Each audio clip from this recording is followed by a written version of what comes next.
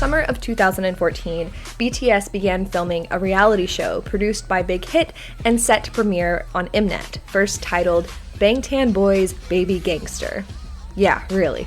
This show was said to cover BTS's daily lives preparing for their comeback album. Eventually, before airing, the name changed to American Hustle Life, and when aired, it had a very different concept.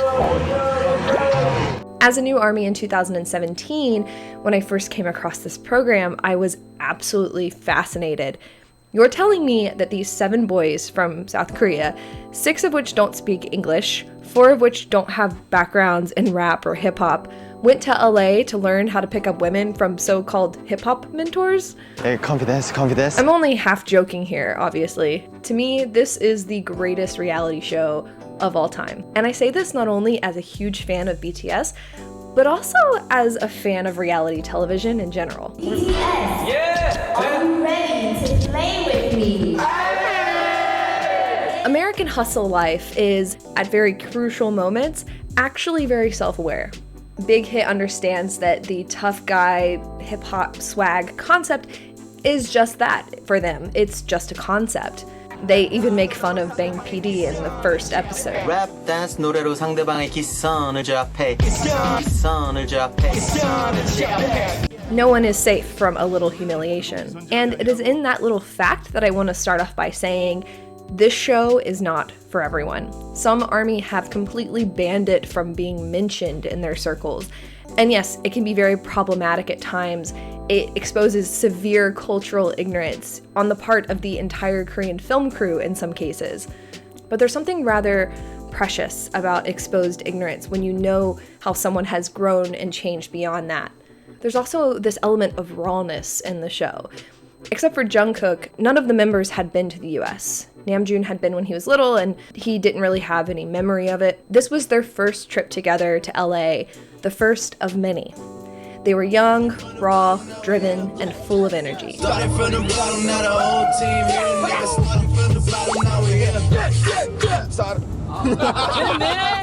And since no one really talks about this show, I wanted to provide some commentary on some moments I think are critical to BTS's growth during this time, both as a group and as individuals.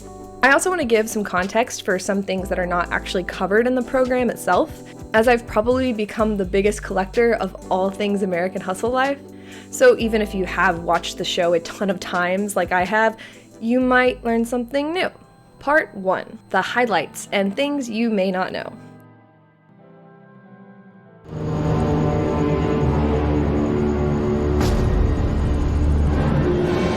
The cursed kidnapping prank. So I wanted to talk about this because it's kind of the big elephant in the room when discussing American Hustle Life. At this time, the boys were no stranger to pranks. See the Rookie King elevator prank, for instance.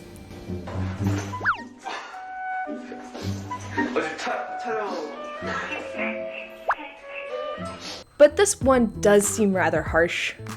So I wanted to point out one thing. Yoongi totally knew what was up because at some point they made him sit on the far side of the couch where the cameras aren't capturing his face. I think on some level the older members and maybe Jimin did think it was a prank of sorts, but seeing J-Hope and Jungkook as scared as they were always gets to me, of course. Also, this clip in the preview shows that Namjoon and Yoongi were, for lack of a better term, absolutely pissed. I agree, boys. I agree. The mentors. So you have Dante, Nate, and Tony. We won't talk about what happened after the show with Tony. He apologized and most parties in that controversy have moved on. It doesn't change that within the show, he was a really close friend to the boys. And so was Nate. And as far as we know, they all had a great relationship on the set. Dante is another matter entirely, but we'll get there. Tony Jones moved to LA in 2013 to begin his music career. In an interview he did after American Hustle Life, Tony said that he considered himself more of a songwriter than a rapper. And it seems like he was dabbling in all sorts of things around the hip-hop industry at that time. In my opinion though, not enough people talk about Nate. He's honestly one of the ones that's the most interesting. Nate Waka was and is good friends with Jeffrey Yu, who manages Dean and co-manages Jackson Wang. Because of this friendship, Nate has worked with numerous K-pop artists. He's gotten me records with Jackson Wang, with GOT7, with ITZY. The list goes, NCT, TXT. Pre-American Hustle Life, Nate also wrote the Grammy Award-winning song Blame It and several others. This is a fact that's like barely on the show. So yeah, Nate is a very, very talented artist. Nate and Tae got along really well. What's happening to me? And Nate says in a 2020 interview that he and Taehyung would teach each other English and Korean words. He says that Tae taught him some Korean curse words, and he taught Tae the phrase international playboy. International playboy.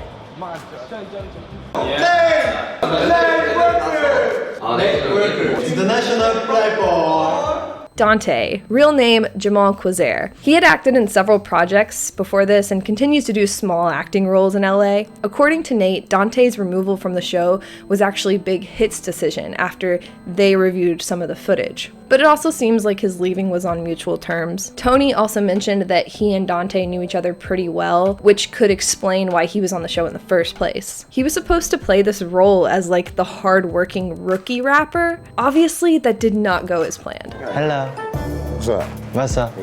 Yeah. Turn up. What does turn up mean? Let's go party. Turn up. So the boys meet Coolio. He's harsh and, to their surprise, rather goofy. 즐기는 모습 자체가 너무 좋았어요. 나도 즐겨야 되는데.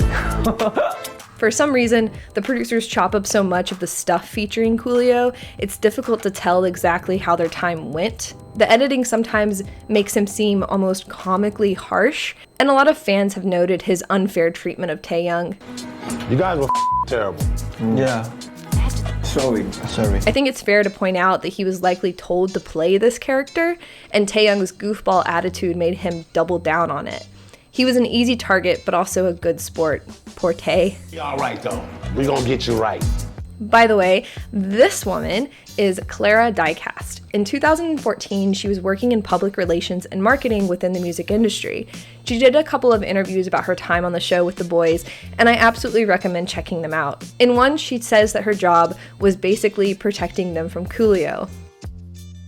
Coolio's challenges are arguably the worst, cringiest challenges in the show. Watching these scenes of these 7 Korean boys walking around a neighborhood and knocking on doors really showcases just how out of their element they really were. I don't know what the producers were thinking, sending them out into this uncontrolled environment, but at least some truly wholesome interactions came out of it. 내가 함께 할 수 있다면. Just run there.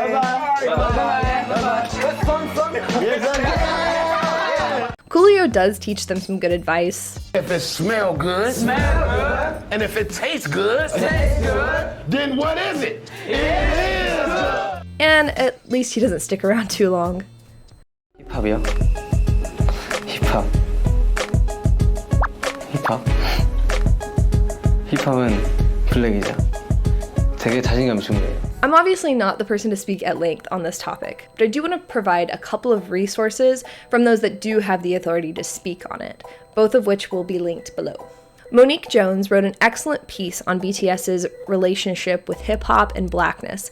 Referring to American Hustle Life, she says, "It's definitely apparent that everything shifted, for RM in particular, after his time in LA with rap greats and, to be blunt, actual black people." In a 2019 article interviewing black fans of BTS, Desiree Keeling remembers AHL as a revelation of sorts. She laughs, "They interacted with black people the entire time." Another interviewee, Najah Phillip, recalls that within AHL, BTS took time to really learn about the culture. In the same article, Rebecca Thomas states that for young black female fans needing to feel seen, few things have continued to resonate like the band's appearance in American Hustle Life. It comes up repeatedly as a source of comfort, proof that the love between band and the black fan is reciprocal. Some good kimchi. 두 번째로 좋아하는 음식이 뭐냐고 물었잖아. 김치 되게 좋아하셔, 김치. Kimchi. I need to find out where I can buy that kimchi out here. Oh, really? Warren G is a truly warm figure in the show. You can literally watch him experiencing culture shock by just being around the members. But because they really respected the guy, BTS took their time with him very seriously. They really earn his respect by working hard on their raps and taking his direction on the music video. The boys actually filmed the rap challenge after they filmed the music video, even though they flip it in the show. So Warren G's final gift to BTS was to produce a song for them, which likely ends up being PDD or Please Don't Die, which dropped in March the following year. Please don't die. This goes out to some of the haters in the way.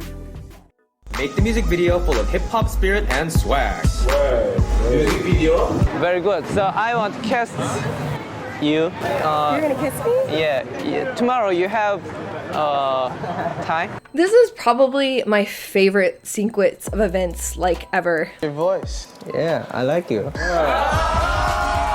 The saga of BTS learning to talk to random women on the street, convincing them to be in their music video, and then all the great interactions that occur on the music video set. It just never gets old. I'm not going to talk about the girls much since there are plenty of videos and articles about them already. I just really wanted to highlight these moments. Oh my god. Oh my god. Oh my god. Sorry.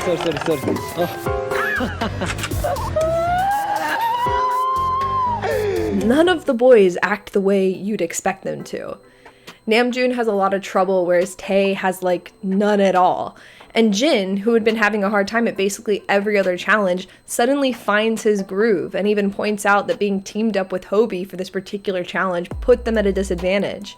It's so funny that these guys openly discuss how they don't have girls in their music videos back in Korea, for obvious reasons. But I guess here in LA, there are no rules. Just kidding. It's really fun to watch them try to be friendly, but not too friendly with the girls. I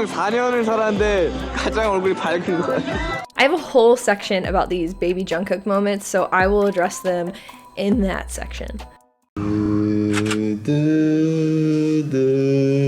Wow, let's go. They recorded Dark and Wild in a garage. Notice all the quotes. So I wanted to put this whole thing to rest. As I said before, I became pretty obsessed with AHL as a newer army, and every once in a while on Twitter, this post comes around that basically says BTS recorded in a garage. It's usually framed in a way that's like, look how far they've come. They used to record in a garage. And it never sat right with me. Because although it's true, it's being framed in a way that's not truthful. So I sort of set out on this mission to find out as much relevant info about this garage as I possibly could. Not things like location or ownership, but the timeline of it all. Because when you're watching AHL, there are clips of the boys practicing at an actual studio. So here's the truth. Bang PD and possibly some of the other staff and producers were staying at this place that belonged to a close friend of Bang's, and it happened to have a garage. Knowing this could work as a makeshift studio, they went to Guitar Center in LA and bought all the equipment they would need. P-Dog and Bang mentioned in 2018 that at this moment they had really invested a lot of money and equipment in this album, and although the equipment was definitely cheaper in the US than it would have been back in Korea, they were worried that the album wouldn't make back what they had put into it. Just 3 days after this Bangtan bomb was filmed, however, there is footage shown of them practicing at this place. We know that at some point, Eric Rikers offers them some time at the studio he owned, Echo Bar Recording Studios. They recorded a lot of the vocals and raps at the garage, and then most of the bigger production stuff was done at the studio to really round out the album. In fact, they kept using the garage at the same time that they were recording at Echo Bar. It's unclear if they paid Eric for this time spent at the studio, but seeing as they used Echo Bar years later for recording instrumental and backup vocals on Map of the Soul 7, it seems that, at the very least, they have a lifelong friendship with this producer and this studio. Please come to our concert. Please come to our concert. This is another one of those weird things that's often shared to show just how far that they've come, passing out flyers for their free concert. It's something that is based in a truth, but when people talk about it, they don't really provide all the context. And I truly think that the full story is a lot more interesting than the tidbit. On July 13th, 2014, BTS posted to their Twitter account the details for their Show and Prove concert at the Troubadour, with less than 48 hours notice. The performance would be free for 200 lucky fans, even though the Troubadour had a 400-person capacity. What ended up happening was that 400 fans showed up to camp outside in the park across from the venue. The production team ended up honoring a fan-made list of 200 people who were among the first to show up and granted them tickets so they would not have to wait in the park. Everyone else was told to go home. Cult Scene, which covered the events of that evening, says that the 200 were let in around 6:30 p.m. Again, the staff told the rest outside to leave. But around 50 or so of the remaining fans gathered around a window where they got an obscured glimpse of the concert going on inside. The show opened with We Are Bulletproof Part 2, but the audio had cut out. Apparently the boys went full a cappella, but eventually they went to redo the song for the recording of the show. Meanwhile, the fans outside began banging on the window, chanting BTS, BTS. So someone finally made the decision to let them in. So everyone that was in that venue, excluding the mentors, had waited for hours outside to watch them. So passing out flyers was not really necessary. Part 2. 7 Boys on a Journey. Now that I've finished highlighting some of the bigger things in the show, I wanted to go through each member and their big moments. Now that I can see what you can do as a group, I want to see what you guys can do individually. Something that we all do as fans is we tend to watch the same interview or performance 7 to 8 times so that we can watch each member to better understand who they are. I'm pretty sure I've watched AHL more than 7 times through, so I wanted to give some of my bigger takeaways about their growth as individuals during this time. What it means to be a leader. When the boys are tossed out onto the streets of LA, tasked with knocking on doors and singing to strangers, we start to see that it's not just speaking in English that is putting a lot of pressure on Namjoon. Coolio looks to him like he should know better. Besides, he's the leader of this group, and one of the rappers with an actual underground rapping experience. Being a rapper, the leader, and fluent in English, he can't just sit back and listen. He's supposed to be helping the others understand in more ways than one. And this 20-year-old trips over this responsibility again and again. During their rap challenge for Warren G, Jun recognizes that this lack of confidence is holding him back. He and Jimin agree that they are the 2 most tactful members in the group, always worried about what others think. So he tries to rap about not caring so much. But maybe this shift in attitude goes a little too far, like when he ends up blocking Jimin in the MV shoot.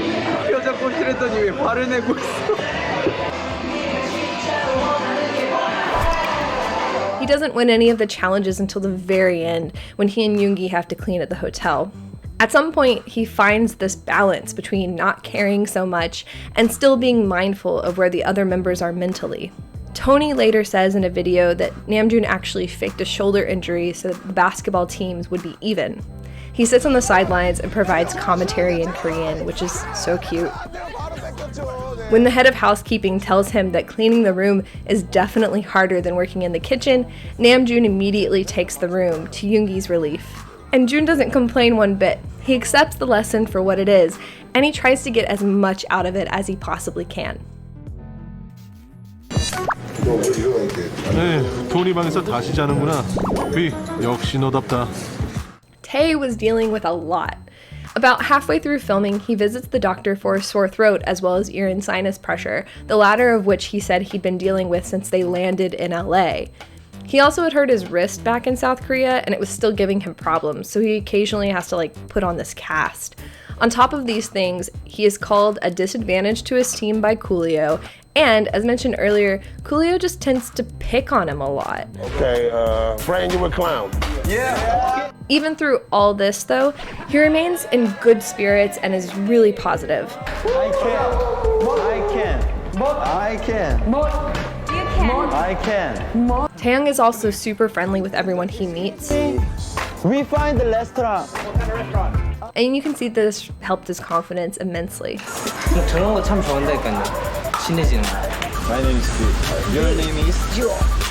And I'm not the first to say this, his moments with Iris are some of the best in the show. Thank you. I like that. And it feels like a vindication for him, in a way.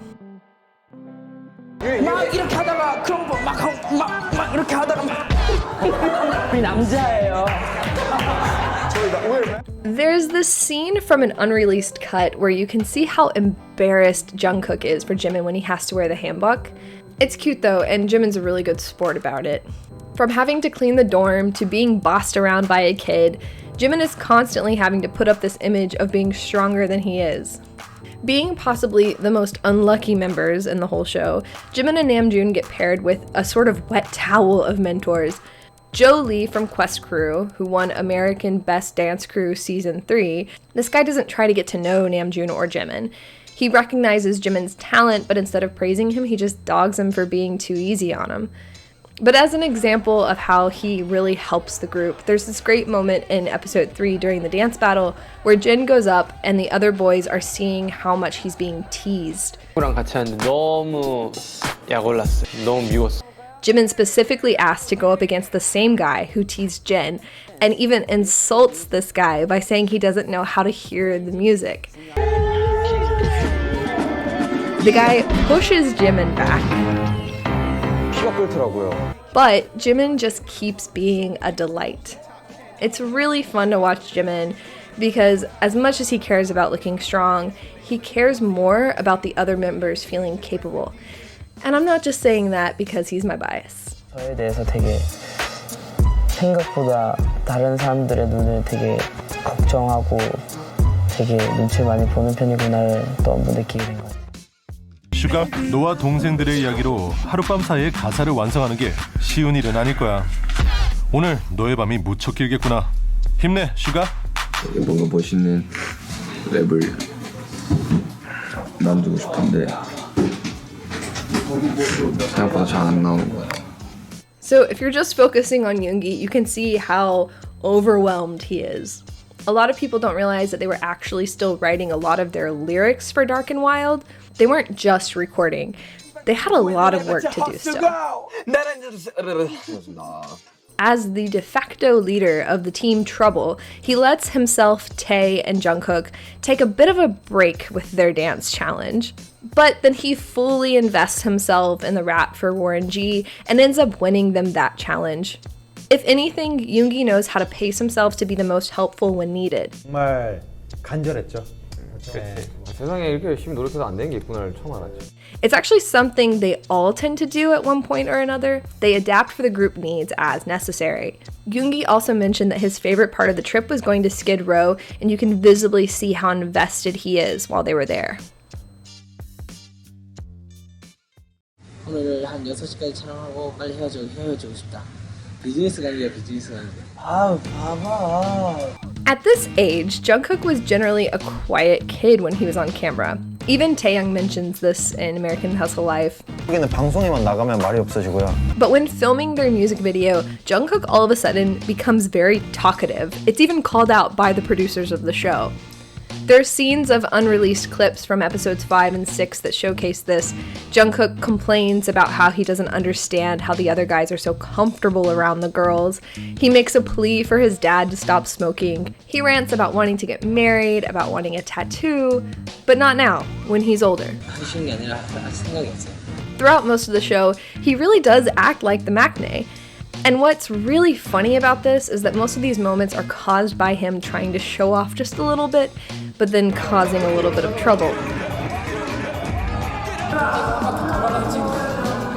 He's still such a kid, and it's adorable. 혹시 그 방송에 나가나요? 그 넘어진 거? 나가죠, 네. 새벽 5시 반 마지막으로 연습을 봐봐, 미안해. 틀렸어. 근데 정말 열심히 했어. 하루에 3시간도 넘게 연습한 거야. Jin was put through the ringer in this show, and he handled it with an envious amount of grace. You get to see a lot of Big Brother moments from him, but also he works his butt off at every challenge.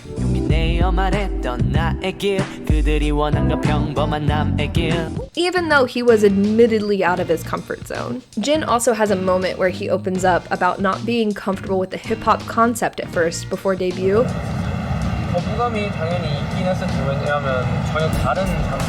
And he connects with Hobie here in a very unexpected way. Once they get to the beatbox challenge, Jin's fully embraced the embarrassment, and you can see that he's genuinely having fun. Yeah, I want to walk. Oh, thank you. Yeah, man, good. It's in moments like these when you can see that a little vulnerability can refuel the soul. A little laughter has a similar effect.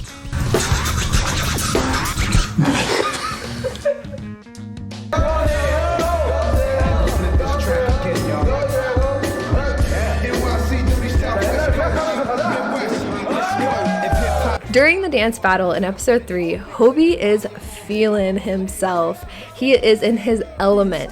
The boys cheer him on like he's their secret weapon, and he most certainly is.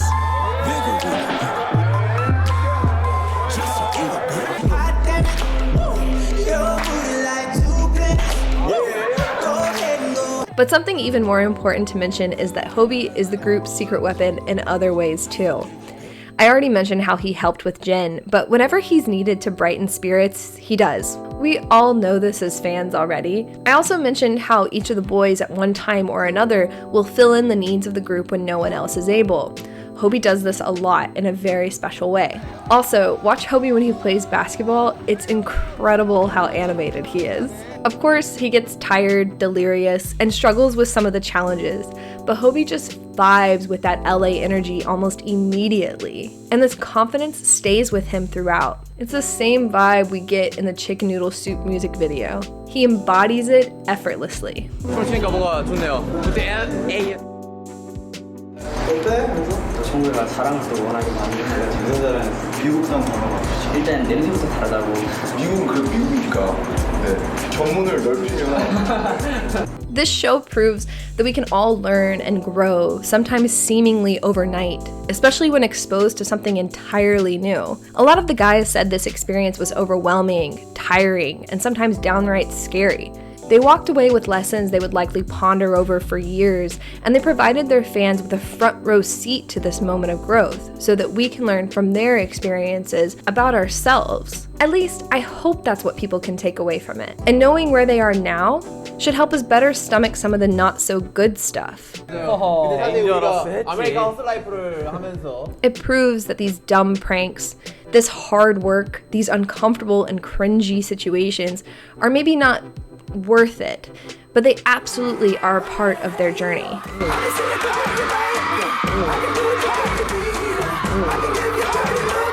Thanks so much for watching this video. If you want to know more about American Hustle Life, you can check out my very detailed timeline that I have made that you can follow along with your next rewatch of the show. I've included in it links to all the footage, as well as links to other info I think are relevant. Let me know what your favorite American Hustle Life moments are in the comments below. Cheers!